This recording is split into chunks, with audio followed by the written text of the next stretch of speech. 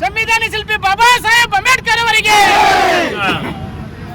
ಇಲ್ಲಿ ಸೇರಿರ್ತಕ್ಕಂಥ ಎಲ್ಲ ಒಕ್ಕೂಟದ ಎಲ್ಲ ಪದಾಧಿಕಾರಿಗಳೇ, ಇವತ್ತು ಒಬ್ಬ ಜವಾಬ್ದಾರಿ ಸ್ಥಾನದಲ್ಲಿರ್ತಕ್ಕಂಥ ಗೃಹ ಮಂತ್ರಿ, ಕೇಂದ್ರ ಗೃಹ ಮಂತ್ರಿ ಆಗಿರ್ತಕ್ಕಂಥ ಅವರು ಸಂವಿಧಾನದ ಅಡಿಯಲ್ಲಿ ಆಗಿರೋದು ಗೃಹ ಮಂತ್ರಿ. ಆದ್ರೆ ಸಂವಿಧಾನವನ್ನು ಮರೆತು ಮನಸ್ಮೃತಿಯನ್ನು ಮೈಂಡಲ್ಲಿ ಇಟ್ಕೊಂಡು ಏನ್ ಹೇಳಿದ್ದಾರೆ ಅಂಬೇಡ್ಕರ್ ಬಗ್ಗೆ, ಅಂಬೇಡ್ಕರ್ ಹೆಸರು ಹೇಳಿದ್ರೆ ಜಪಿಸಿದ್ರೆ ಬರೆದು ದೇವರನ್ನು ಜಪಿಸಿದ್ರೆ ನಮ್ಗೆ ಸ್ವರ್ಗ ಪ್ರಾಪ್ತಿ ಆಗುತ್ತೆ ಅಂತ ಹೇಳಿದ್ದಾರೆ. ಆದ್ರೆ ಒಬ್ಬ ಮನುವಾದಿ, ದಲಿತ ವಿರೋಧಿ, ಒಬ್ಬ ಭ್ರಷ್ಟಾಚಾರಿ ಆಗಿರ್ತಕ್ಕಂಥವ್ರು, ಗೂಂಡಾ ಆಕ್ಟಲ್ಲಿ ಇರ್ತಕ್ಕಂಥವ್ರು ಇನ್ನು ಕೇಂದ್ರದಲ್ಲಿ ಗೃಹ ಮಂತ್ರಿ ಆಗೋದಕ್ಕೆ ಅನ್ಲಾಯಕ ನಾಲಾಯಕ ಅಂತ ಹೇಳೋದಕ್ಕೆ ಬಯಸ್ತಾ ಇದ್ದೀವಿ. ಯಾಕಂದ್ರೆ ಇಡೀ ದೇಶಾದ್ಯಂತ ಎಲ್ಲ ದಲಿತರು ಸಹ ಅವರು ಮಾತಾಡಿರ್ತಕ್ಕಂಥ ಪಾರ್ಲಿಮೆಂಟ್ ಅಲ್ಲಿ ಮಾತಾಡಿರ್ತಕ್ಕಂಥ ಅಂಬೇಡ್ಕರ್ ವಿರುದ್ಧವಾಗಿ ಏನು ಅವಹೇಳನಕಾರಿ ಮಾತಾಡಿದ್ದಾರೆ ಅದನ್ನ ನಾವು ಖಂಡಿಸ್ತಾ ಇದ್ದೀವಿ. ಅದನ್ನು ಆ ಒಂದು ಮಂತ್ರಿ ಪದವಿಗೆ ನಾಲಾಯಕ ಅದರ ಕೂಡಲೇ ನಮ್ಮ ಪ್ರಧಾನಿ ಮಂತ್ರಿಗಳಾಗಿರ್ತಕ್ಕಂಥ ಮೋದಿ ಅವರನ್ನು ಕೂಡಲೇ ಸಂಪುಟದಿಂದ ವಜಾಗೊಳಿಸಿ ಮತ್ತು ಅವರನ್ನು ಗಡೀಪಾರು ಮಾಡೋದಕ್ಕೆ ಅವರು ಈ ಮೂಲಕ ನಾವು ಎಲ್ಲರಿಗೆ ಕೇಂದ್ರ ಸರ್ಕಾರಕ್ಕೆ ಒತ್ತಾಯ ಮಾಡ್ತಾ ಇದ್ದೇವೆ. ಯಾಕಂದ್ರೆ ಅದು ನಾಲ್ಕಾಗಿರ್ತಕ್ಕಂಥ ಮಂತ್ರಿ, ಅದನ್ನು ಅಂಬೇಡ್ಕರ್ ಅಂದ್ರೆ ಏನಂತ ಗೊತ್ತಿಲ್ಲ. ಆದ್ರೆ ಅಂಬೇಡ್ಕರ್ ಸಂವಿಧಾನದಿಂದ ಅದು ಒಬ್ಬ ಹೋಮ್ ಮಿನಿಸ್ಟರ್ ಆಗಿದ್ದ ಮರೆತು ಮಾತಾಡಿದ್ರೆ ಇದರಿಂದ ನಾವು ನಮ್ಮ ತಾಲೂಕಿನಾದ್ಯಂತ ಇವತ್ತು ಈ ಅವನ ಅಂಬೇಡ್ಕರ್ ವಿರುದ್ಧವಾಗಿ ಪಟ್ಟಿರ್ತಕ್ಕಂಥ ಹೇಳಿಕೆಯನ್ನು ಅಮಿತ್ ಶಾ ಅವರ ವಿರುದ್ಧವಾಗಿ ನಾವು ಧಿಕ್ಕಾರವನ್ನು ಕೂಗುತ್ತಾ ಹೇಳೋದಕ್ಕೆ ಬಯಸ್ತಾ ಇದ್ದೀವಿ. ಅಥವಾ RSS ಬಿಜೆಪಿ ಪರಿಸ್ಥಿತಿ ಏನಿದೆ ಅನ್ನೋದನ್ನ ಆತನು ಹೊರಗಡೆ ಹಾಕಿದ್ದಾನೆ.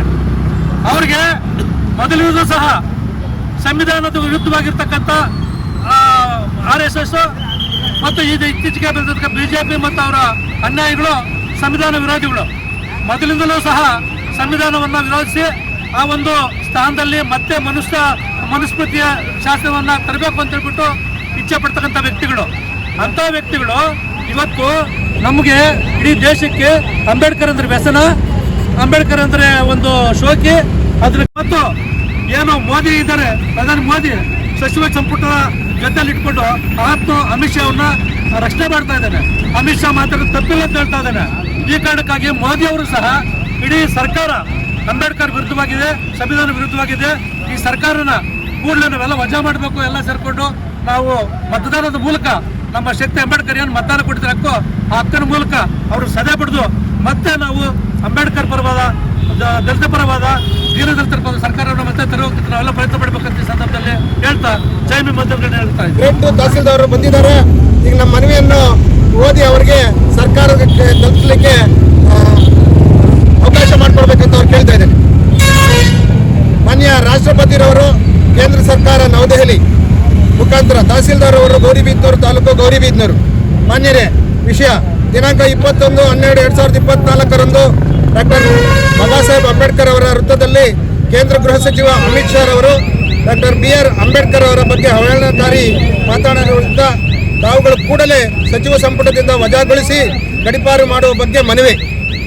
ಈ ಮೇಲ್ಕಂಡ ವಿಷಯಕ್ಕೆ ಸಂಬಂಧಿಸಿದಂತೆ ಗೌರಿಬಿದನೂರು ಪಟ್ಟಣದ ಡಾಕ್ಟರ್ BR ಅಂಬೇಡ್ಕರ್ ವೃತ್ತದಲ್ಲಿ ಮೇಲ್ಕಂಡ ದಲಿತ ಸಂಘಟನೆಗಳ ಒಕ್ಕೂಟದ ವತಿಯಿಂದ ದಿನಾಂಕ 21/12/2024 ಬೆಳಗ್ಗೆ 10 ಗಂಟೆಗೆ ಕೇಂದ್ರ ಗೃಹ ಸಚಿವ ಅಮಿತ್ ಶಾ ಅವರ ಮಾತನಾಡಿರುವುದರಿಂದ ಅಮಿತ್ ಶಾ ಅವರನ್ನು ಕೂಡಲೇ ಕೇಂದ್ರ ಸಚಿವ ಸಂಪುಟದಿಂದ ವಜಾಗೊಳಿಸಿ ಭಾರತ ದೇಶದಿಂದ ಗಡೀಪಾರು ಮಾಡಬೇಕೆಂದು ಇವರು ಅಂಬೇಡ್ಕರ್ ಬಗ್ಗೆ ಅವಹೇಳನಕಾರಿ ಮಾತನಾಡಿರುವುದು ನಮ್ಮ ದೇಶದ ಅವಮಾನ ಮಾಡಿದಂತೆ ಆಗಿರುವುದರಿಂದ ತಾವುಗಳು ಕೂಡಲೇ ಕಾನೂನು ರೀತ್ಯ ಕ್ರಮ ಜರುಗಿಸಬೇಕೆಂದು ಈ ಮೂಲಕ ತಮ್ಮಲ್ಲಿ ಮನವಿ ಮಾಡಿಕೊಳ್ಳುತ್ತೇವೆ.